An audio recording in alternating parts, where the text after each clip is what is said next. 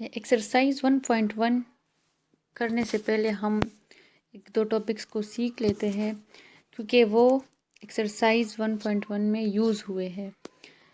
तो एक है ऑर्डर ऑफ अ मैट्रिक्स और दूसरा इक्वलिटी ऑफ अ मैट्रिक्स। तो इनको समझ लेते हैं, उसके बाद एक्सरसाइज स्टार्ट कर लेते हैं। तो ऑर्डर ऑफ अ मैट्रिक्स पहले सीखते हैं। What is order of a matrix? Order of a matrix हम किस तरह रिप्रेजेंट करते हैं? m/n से। m और n ये हमारे पास रोज़ और कॉलम्स होती है। हमारे पास m जो है ये नंबर ऑफ रोज़ होती है, नंबर ऑफ रोज़, और n जो है ये हमारे पास होते हैं नंबर ऑफ कॉलम्स। कि हमारे पास जितने मैट्रिक्स में कॉलम्स और रोज़ होते हैं इनको हम m/n की फॉर्म में मेंशन करते हैं और इसको कहते हैं order of a matrix. For example, अगर हम एक एग्जांपल ले 1, 2, 3 एंड 4 और हमसे पूछा हो क्वेश्चन में कि what is the order of the matrix A, तो हम क्या कहेंगे? Order of matrix of A is number of रोज। अब m/n फॉर्म में जब हम इसको लिखेंगे तो m यहाँ पर नंबर ऑफ रोज है, तो इसमें कितने रोज है? ये एक रो है, ये दूसरा रो है, तो ये 2 रो है, तो इसका मतलब है m है 2। और बाय, अब n जो है ये हमारे पास कॉलम्स है, तो इसमें कॉलम्स कितने हैं? ये 1 कॉलम और ये दूसरा कॉलम, तो 2 कॉलम्स, तो 2/2। तो इस मैट्रिक्स का जो कि ए है एग्जाम्पल में, इसका ऑर्डर है 2/2, यानी 2 रोज है इसमें और 2 कॉलम्स है। इसके बाद अगर कोई दूसरा मैट्रिक्स है b = 2, 0 और इसका पूछा हो कि what is the order of matrix b, तो order of matrix b is, हम सोल्यूशन में लिखेंगे ऑर्डर ऑफ b इज़, या मैट्रिक्स b इज़, कितने रोज है इसमें? m/n फॉर्म हम लिख देंगे रफ में, और m, अब m हमारे पास क्या है? कितने रोज है इसमें? 1, तो m 1 है, और कॉलम्स कितने हैं? 1, 2, ये हमारे पास होते हैं कॉलम्स। और जो इस हॉरिजेंटल फॉर्म में होते हैं, लिखे होते हैं, ये है रोज, तो ये है 1 रो, तो 1/2। तो अब यहाँ पर order of matrix B is, अब इंक्रीज है 1, 2। आपको पता है मैट्रिक्स में जो ये एलिमेंट्स होते, ये नंबर्स होते हैं, इनको एलिमेंट्स भी कहा जाता है, और एलिमेंट्स और इंट्रीज भी हम कहते हैं इसे। तो इनमें ये इंट्रीज जब हॉरिजॉन्टली मेंशन होते हैं इस तरह 2, 1, ये हॉरिजॉन्टली, तो ये एक रो है इसमें। ये वर्टिकली जो इसमें मेंशन होते हैं ये है कॉलम्स, तो वर्टिकली जो लिख के होते हैं वो है कॉलम्स। अब ये कॉलम 1 है और ये कॉलम 2 है, इसमें 2 कॉलम्स हैं। और रोज़ चूँकि इसमें एक ही है और उसमें उनमें इंट्रीज है 2 और 1, तो 1 रो है और रो को हम m से रिप्रेजेंट करते हैं, और n जो है वो है कॉलम्स, तो कॉलम्स कितने हैं? वो है 2, तो 2 कॉलम्स है। तो इसमें हम किस तरह लिखेंगे? Order of matrix b, order of b या matrix b is m/n। m/n किस तरह? 1/2, इस तरह। तो ये था ऑर्डर का concept, order of a matrix. अब हम कर लेते हैं क्वेश्चन नंबर 1 एक्सरसाइज 1.1 में, जिसमें क्वेश्चन 1 में है find the order of the following matrices. तो क्वेश्चन नंबर 1 पार्ट 1 जो है वो है a = 2 - 5 3 - 6, यह है मैट्रिक्स। अब इसका ऑर्डर क्या होगा? यहाँ पर m जो है नंबर ऑफ रोज = क्या है? नंबर ऑफ रोज कितने हैं? 1, 2, ये रो नंबर 1 है और ये रो नंबर 2 है, तो कितने रोज हो गए? 2। और कॉलम्स, ये एक कॉलम, ये दूसरा कॉलम, तो n क्या हो गया? ये भी 2। तो ऑर्डर ऑफ ए हम लिखेंगे, order of A is equals to m by n form में किस तरह लिखेंगे, 2/2। तो ये इसका मतलब है 2 रोज है और 2 कॉलम्स है। सेकंड पार्ट है हमारे पास b इज इक्वल्स टू 2 0 3 5। ये मैट्रिक्स है और इसका ऑर्डर। अब यहाँ पर जो है m क्या है, रोज़ कितने हैं, नंबर ऑफ रोज़ है जो हमारे पास हॉरिजॉन्टली मेंशन होते हैं मैट्रिक्स में। तो इसमें कितने रोज़ है, रो 1 रो 2, 2 रोज़ है। और कॉलम्स कितने हैं, वो भी 2 है, 1 कॉलम, ये सेकंड कॉलम, तो is equals to 2।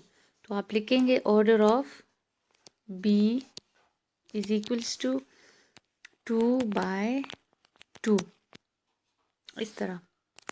Next part भी कर लेते हैं। इसमें है c इज इक्वल्स टू 2 4। अब ये भी मैंने आपको एग्जांपल से समझाया है कि यहाँ पर b रोज भी है और मैट्रिक्स भी है। ये नहीं कि आप समझ ले कि इसमें तो एक ही रो है बस कॉलम नहीं है। ये एक रो है और ये 2 कॉलम्स हैं।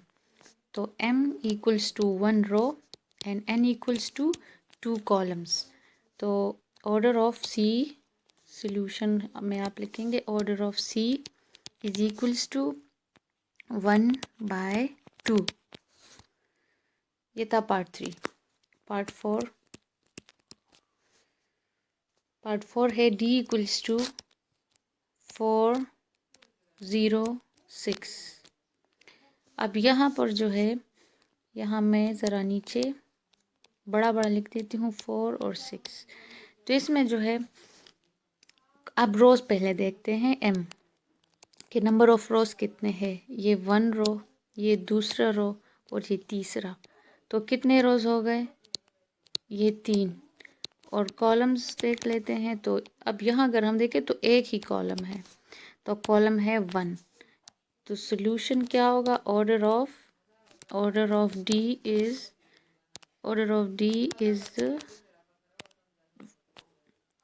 m3/1 d e f। ये है हमारे पास पार्ट 5।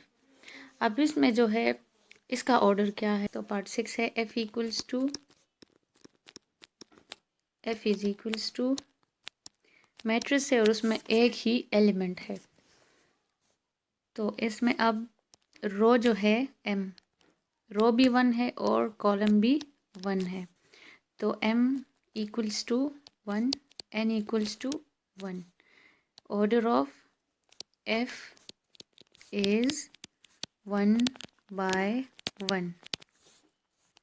7 पार्ट, तो 7 पार्ट है g इक्वल्स टू 2 1 2 3 2 4 0 3 5। और ये है हमारे पास 1 रो, सेकेंड रो और थर्ड रो। तो m इक्वल्स टू 3 और कॉलम्स 1 कॉलम, सेकेंड कॉलम और थर्ड कॉलम। तो n इक्वल्स टू 3। तो इसका आंसर क्या होगा, ऑर्डर ऑफ g, सॉल्यूशन में लिखेंगे ऑर्डर ऑफ g इज क्या था हमारे पास, 3/3।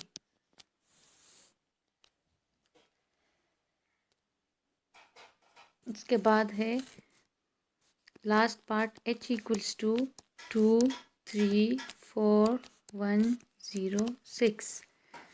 सॉल्यूशन क्या होगा हमारे पास, फर्स्ट रो सेकेंड रो, कितने रोज हो गए, 2। कॉलम्स देख लेते हैं 1 2 3, कॉलम 1 कॉलम 2 कॉलम 3। तो n इक्वल्स टू 3। तो सॉल्यूशन क्या होगा, order of h is 2/3। Okay, question number 2 है which of the following matrices are equal. अब इक्वलिटी ऑफ मैट्रिसेस जो है वो समझ लेते हैं कि इक्वलिटी, दो मैट्रिसेस कब इक्वल होते हैं हमारे पास। इक्वल मैट्रिसेस हमारे पास दो मैट्रिसेस तब इक्वल होते हैं जब उनमें फर्स्ट 2 पॉइंट्स हैं। उनमें एक तो उनका ऑर्डर सेम होना चाहिए, सेम ऑर्डर सेम होना चाहिए, और दूसरी जो कंडीशन है वो ये है कि उनमें जो इंट्रीज है वो भी सेम हो, इंट्रीज सेम। ये दो कंडीशंस या ये दो पॉइंट्स जब हमारे पास मैट्रिसेस में हो, दो मैट्रिसेस में, तो वो आपस में इक्वल होंगे। फॉर एग्जांपल ये है 1 2 4 0, ये एक मैट्रिक्स है, और ये बी 1 -2 4 0, ये -2 है। तो क्या ये हमारे पास इक्वल है? अगर हम इन दो कंडीशंस को देख ले, इनका ऑर्डर सेम है क्योंकि यहाँ भी 2 रोज है, इसका ऑर्डर जो है वो भी 2 बाई 2 है और इसका भी ऑर्डर 2 बाय 2 है। लेकिन इंट्रीज इनमें अगर सेकंड कंडीशन को देख ले तो इनमें इंट्रीज है 1 2 4 0, इनमें है 1 -2 4 0। ये सेकंड कॉलम में जो फर्स्ट इंट्री है ये चेंज है, तो इसका मतलब है सेकंड कंडीशन इसमें जो है वो सेटिस्फाइड नहीं कर रहा, तो ये नॉट इक्वल है, दे आर नॉट इक्वल। तो अब क्वेश्चन सॉल्व कर लेते हैं, उनसे आपको समझ आ जाएगी। पार्ट फर्स्ट है A is equals to 3, sorry ये पार्ट्स डिफरेंट मैट्रिसेस गिवन है और इनमें पूछा है कि ये हमारे पास कौन कौन से इक्वल है। तो which of the following matrices are equal, अगर फर्स्ट को देख ले, और फर्स्ट हमारे पास है मैट्रिस और उसमें इंट्री है 3। अब इन पूरे मैट्रिसेस में हम देख लेते हैं कि कौन सा इसके बराबर है। तो बी को देखे, अगर इस मैट्रिक्स में ए में हमारे पास समझ ले कि ये रो 1 है और ये कॉलम 1 है, तो रो भी 1 है और कॉलम भी 1 है, ठीक है। तो ऑर्डर इसका है 1 बाय 1, 1 बाय 1। तो हमें 1 बाय 1 वाला मैट्रिक्स देखना है। अब बी को देखे तो ये 1 बाय 1 नहीं है, ये है, इनमें जो है रो तो 1 है लेकिन कॉलम 2 है, तो 1 बाई 2 है।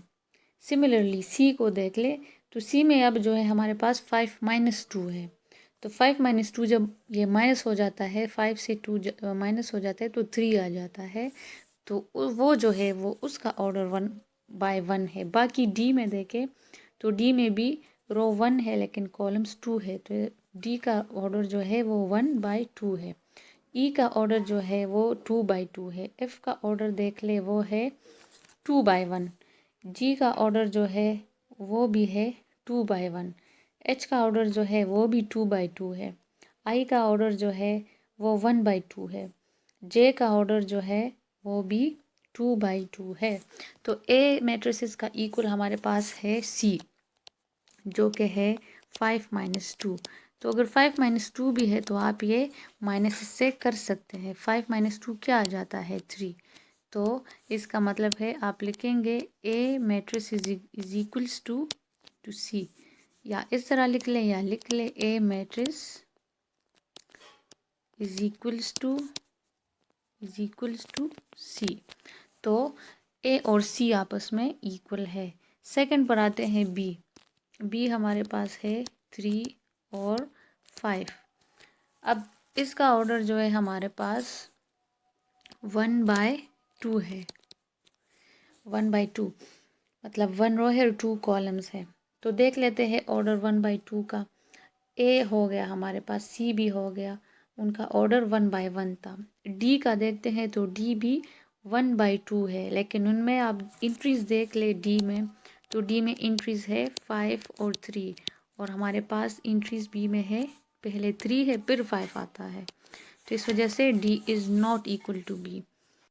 तो ई देख लेते हैं, डी भी नहीं है। ई देख लेते हैं, ई का ऑर्डर है 2 बाई 2, एफ का ऑर्डर है 2/1 और हमें चाहिए 1/2, तो जी भी नहीं है क्योंकि उसका ऑर्डर है 2/1, एच भी नहीं है वो 2/2 है।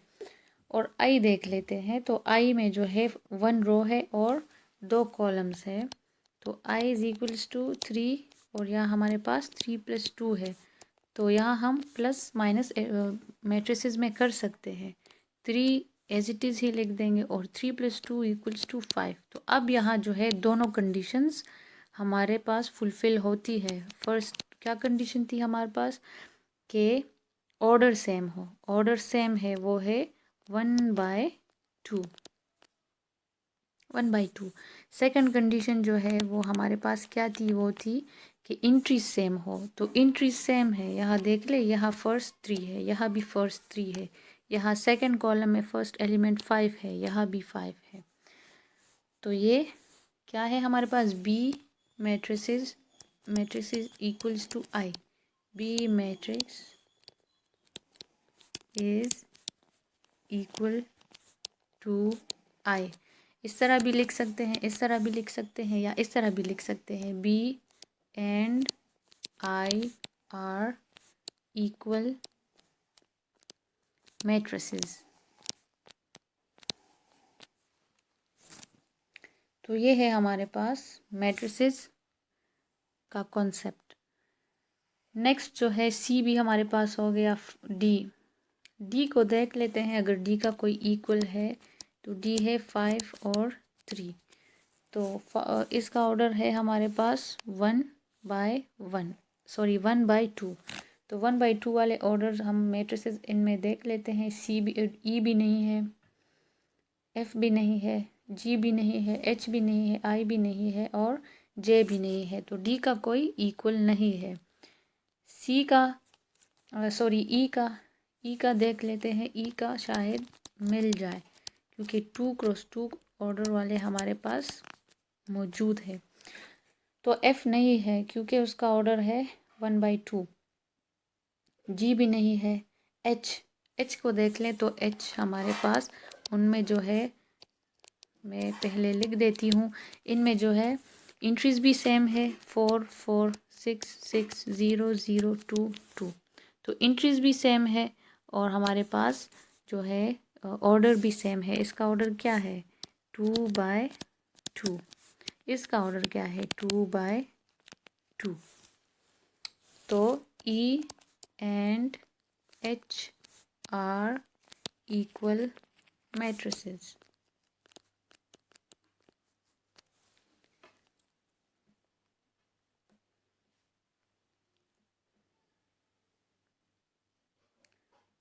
और यहाँ पर जो है दूसरा देख लेते हैं, अगर इसमें एच के अलावा आई और जे भी है, अगर आप देख लें इनमें, तो जे भी, मैं यहाँ फ़िलहाल ये भी 2 × 2। अब जे को देख ले, आई नहीं है क्योंकि उसका ऑर्डर है 1/2। जे को देख ले, वो भी 2 × 2 है और उसमें है 2 + 2, 2 + 4, 2 - 2 और 2 + 0। तो इनको सम अप कर ले, तो 2 + 2 4, 2 - 2 0, 2 + 4 6, 2 + 0 2। तो क्या आ गया हमारे पास, ये इक्वल है ना ई और एच के, ई के भी इक्वल है और एच के भी इक्वल है। तो इसका मतलब है E H and J are equal matrices. तो ये था हमारे पास क्वेश्चन नंबर 2 का ई पार्ट। ई मैट्रिक्स के अलावा एफ जो है 2। अब एफ जो है, एफ हमारे पास है मैट्रिक्स 2 6।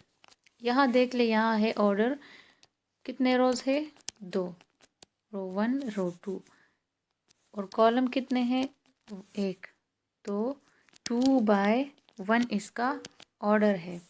तो देख लेते हैं, अगर कोई मिल जाए, जी भी नहीं है, जी है, जी को देख लेते हैं, जी में है हमारे पास 3 - 1 और 3 + 3, क्या आता है, इनको सम अप कर ले अगर हम, 3 - 1 2, 3 + 3 यहाँ पर 6, तो G इज इक्वल्स टू 2 और 6 एंट्रीज है इनमें, यानी 2 और 6 एलिमेंट्स, ये दो एलिमेंट्स है तो ये इक्वल है F के, क्योंकि दोनों कंडीशन सेटिस्फाई करते हैं। इनमें ऑर्डर भी सेम है, 2 क्रॉस 2 है और एंट्रीज भी सेम है, तो हम लिख देंगे G is equals to F। Next part G है, तो G और F तो दोनों हो गए, H भी हो गया, I जो है I भी हमने कर लिया जो कि इक्वल था B के, और J भी हो गया। ओके, अब है क्वेश्चन नंबर 3। क्वेश्चन नंबर 3 है find the values of A B C and D which satisfy the matrices equality. यानी मतलब ये हमारे पास दो मैट्रिसेस गिवन है, हम इनमें A B और C और D की वैल्यूज़ फाइंड करेंगे कि ये हमारे पास इस पोजीशन में कि ये दोनों मैट्रिसेस हमारे पास इक्वल है। अब इसमें ऑलरेडी इन्होंने इक्वल का साइन लगाया हुआ है, देखिए A प्लस सी है, A प्लस 2 भी है, C -1 है, 4D -6 है, और ये इसको इज इक्वल्स टू -7 3 2 D। इन्होंने पूछा है कि A B C D जो वेरिएबल्स है इनकी वैल्यूज़ फाइंड कर ले, और ये दोनों जो है ये इक्वल है तो इक्वल है। अब इक्वलिटी का जो कॉन्सेप्ट था वो मैंने आपको समझा दिया कि उनमें दो कंडीशंस अप्लाई होते हैं, एक ऑर्डर उनका सेम हो, दूसरा इंट्रीज सेम हो। तो ऑर्डर तो इसका सेम है, ये एक एलिमेंट है, ये दूसरा एलिमेंट है, ये तीसरा और ये चौथा, ये एक है, ये दूसरा, ये तीसरा, ये चौथा, तो इसका भी 2/2 है ऑर्डर और इसका भी है 2/2। तो फर्स्ट कंडीशन तो सेटिस्फाई है, लेकिन दूसरी जो हमारे पास कंडीशन है वो है कि इंट्रीज भी सेम हो। तो इंट्रीज अगर ये हमारे पास इन्होंने कहा है कि ये इक्वल है, तो मतलब ये इंट्रीज भी सेम है, तो ये इक्वलिटी है तो इंट्रीज भी सेम होने चाहिए। इसका मतलब है A प्लस सी जो है इक्वल है फर्स्ट इंट्री के, A प्लस 2B इक्वल है -7 के, C -1 जो है वो इक्वल है 3 के, और 4D -6 जो है वो इक्वल है 2D के। ठीक है, अब इनमें A B C और D हमने फाइंड करना है। तो अगर यहाँ हम देख लें तो यहाँ पर है, हम जितनी आसानी से फाइंड कर ले उतना ही हमारे लिए अच्छा होगा। अब यहाँ देखें ये है दो वेरिएबल्स, तो इसका थोड़ा मुश्किल है। यहाँ भी दो वेरिएबल्स, यहाँ भी एक वेरिएबल है, क्यों यहाँ भी दो है, 6D है और एक है, और यहाँ भी एक है।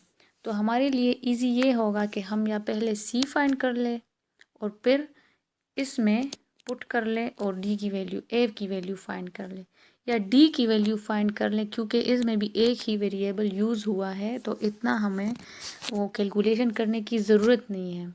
तो जब यहाँ से फाइंड होगा तो हम यहाँ इजीली जो है बाकी सारी वैल्यूज़ फाइंड कर सकते हैं। किस तरह करेंगे अब मैं आपको सही, ये 1 हम या उधर शिफ्ट कर देंगे तो ये हो जाएगा 3 + 1, तो क्या गया हमारे पास 3 + 1 4, इसका मतलब है C की वैल्यू है 4। D की कर लेते हैं, D हमारे पास 4D -6 = 2D है, तो 4D इसको हम उधर शिफ्ट कर लेते हैं, 2D को हम यहाँ शिफ्ट कर लेते हैं, तो क्या होगा, यहाँ ये प्लस है, इधर शिफ्ट होके आएगा -2D, और -6 को हम उधर शिफ्ट कर लेते हैं, तो वो माइनस है, तो इक्वल से जब पोजीशंस जो है वो चेंज हो जाए तो उनके साइन भी अपोजिट हो जाते हैं। मगर मतलब यहाँ माइनस था तो इधर 6 हो गया, 2 के साथ उधर प्लस था, यहाँ आके माइनस हो गया। तो अब यहाँ सॉल्व कर ले, 4 - 2D क्या आ जाता है 2D, 4 - 2 क्या आ जाता है 2, तो 2D = 6 अपनी जगह आ जाएगा। 2 यहाँ मल्टीप्लाई हो रहा है, यहाँ 2 मल्टीप्लाई हो रहा है, यहाँ आके डिवाइड हो जाएगा 2। तो 2 1 टाइम्स 2, 2 3 टाइम्स 6। तो d is equals to 3। d हमारे पास क्या आ गया? d हमारे पास आया 3। इधर मैं ज़रा नीट लिख लेती हूँ। d is equals to 3। d की वैल्यू भी फाइंड हो गई।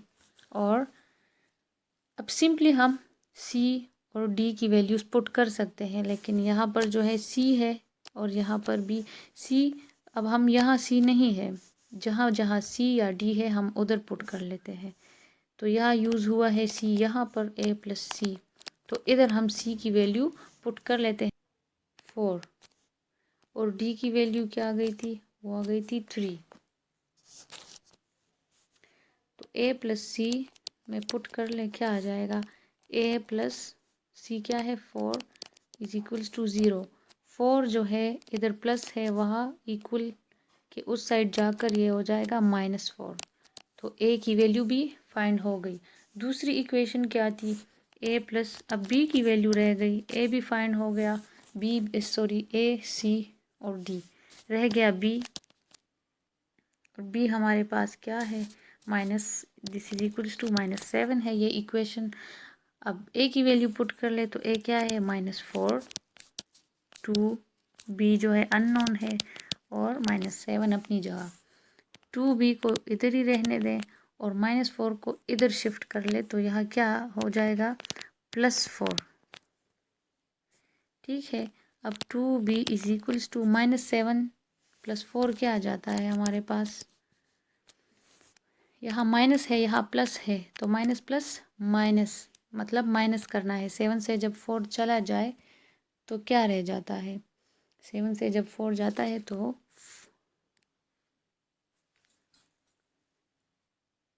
3 -3। और माइनस जो है ग्रेटर इंटीजर का हमारे पास लगता है, तो यहाँ ग्रेटर 7 है और 7 के साथ माइनस है, तो यहाँ हमने माइनस लगाना है। तो 2b इज इक्वल्स टू -3। अब 2 यहाँ मल्टीप्लाई हो रहा है, उधर डिवाइड हो जाएगा, तो b हमारे पास -3/2 है।